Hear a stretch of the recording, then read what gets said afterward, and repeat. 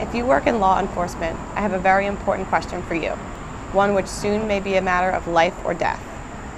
I'm sure some people become police officers just so they can boss other people around.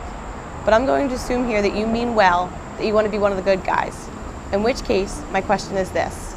Is there anything the politicians could enact into law that you wouldn't enforce? Is there any order that you would refuse to carry out? Or will you do absolutely anything your bosses tell you to? In the U.S., police have already obeyed orders to fine or arrest people for a wide variety of harmless activities, such as dancing at the Jefferson Memorial or having a vegetable garden in their front yard. Police have even gone so far as to execute violent paramilitary raids on food co-ops and organic farms. For decades, police have been carrying out armed home invasions, forced property confiscations, and other acts of violence against people who weren't hurting anyone, but who engaged in behaviors or habits which lawmakers have arbitrarily declared to be illegal. You may be comfortable in assuming that you'll never receive an order to do something truly immoral. But the fact is, with every order you receive, you have a choice between obeying without question or relying on your conscience. No doubt there were cops a few years ago who never expected to be ordered to disarm innocent people, to do door-to-door home searches without warrant or probable cause, or to detain and interrogate people for merely driving down a road. Yet police have since been ordered to do all of these things, and almost without exception they obeyed. So it's not unreasonable to ask, is there any point at which you will draw a line and say, no, that I will not do? And if you won't draw such a line anywhere, if you will do absolutely anything your political masters tell you to, how are you any different from the enforcers of Soviet Russia, Red China, or Nazi Germany? You may be tempted to say, I don't make the law, I just enforce it. Or to argue that if some legislature, court, or some authority above you says it's okay, then it must be.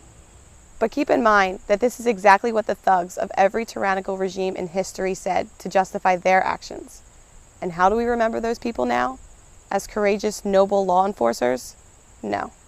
Unless you want posterity remembering you as a heartless, mindless pawn of oppression, then you'd better decide, and decide now, where you will draw that line. Unfortunately, there's little indication that most cops have any line at all. The incidents of police officers refusing to inflict injustice upon the people are extremely rare. Even when cops say they personally oppose certain laws, such as marijuana prohibition, nearly all of them continue to violently enforce these laws against non-violent people. In other words, they recognize these laws as counterproductive and unjust, but they choose to enforce them anyway. For the most part, American cops seem completely incapable of disobeying immoral orders, and instead do what the enforcers of every other authoritarian empire have done, inflicting harm on innocent people whenever and however those in power tell them to, while accepting no personal responsibility for their actions. I hope you are better than that. Keep in mind there are a lot of decent Americans who do have the integrity and courage to draw a line in the sand, a point at which they will disobey and resist violations of their rights by those in power. It may be that they refuse to be disarmed. It may be that they refuse to cooperate with warrantless searches, or refuse to keep funding a government they view as destructive and unjust. Whether you agree with them doesn't particularly matter. What does matter is whether in the end you are willing, if and when you are ordered to do so, to violently assault the dissenters for their disobedience. When they draw their line in the sand and stand their ground, and your supervisors tell you to use whatever level of violence necessary to get submission and compliance from the resistors, will you obey? If it came down to it, would you kill American citizens for disobeying politicians? Now, if someone is actually harming someone else, of course you have the right to use whatever force necessary to stop the attacker and protect the innocent. But that would be the case even if you had no badge and no uniform. But when you try to arrest someone who hasn't threatened or harmed anyone else, but has only disobeyed some arbitrary regulation, then you are the one initiating force. You are the one starting a fight. You are the bad guy. Now remember, the American Revolution was people forcibly resisting gun confiscation, warrantless searches, what they viewed as unfair taxation, and a number of other oppressions, all in the name of law, all carried out by law enforcers.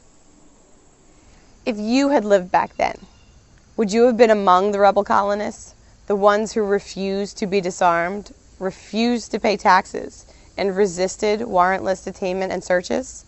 Would you have sided with the signers of the Declaration of Independence, or would you have been among the redcoats, the law enforcers, assaulting, caging, or killing any colonists with the gall to disobey the king? And which side are you on today? Of course, the message you'll get from your superiors, the politicians, and your fellow officers is that it's not your place to decide which laws to enforce, and that as long as you faithfully follow orders, that you can't be held personally responsible for doing as you're told. But that is a lie, a horribly dangerous lie.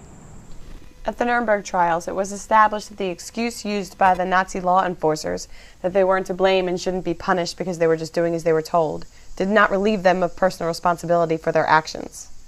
And make no mistake, if you choose to blindly obey unjust commands, and one day your intended victims decide to fight back, saying that you're just doing your job will not make you bulletproof. It may be your own life you save by deciding now at what point you will choose to be a moral, responsible human being instead of just an obedient pawn of those in power. Ultimately, only you can answer the question of where you will draw that line. But really, the only moral, rational answer is this. If something would be wrong for you to do without a badge, then you shouldn't do it with one either. The idea that uniforms and legislation can give you special rights is both false and horribly dangerous. Nearly every large-scale injustice in history was committed by people who wrongly imagined that their position of authority made it okay for them to do things that other people have no right to do. Like everyone else, you have the right to use force to stop attackers and protect the innocent, and when you do that, you are the hero. But you have no right to be the attacker, even if it's your job, and even if the aggression is called law.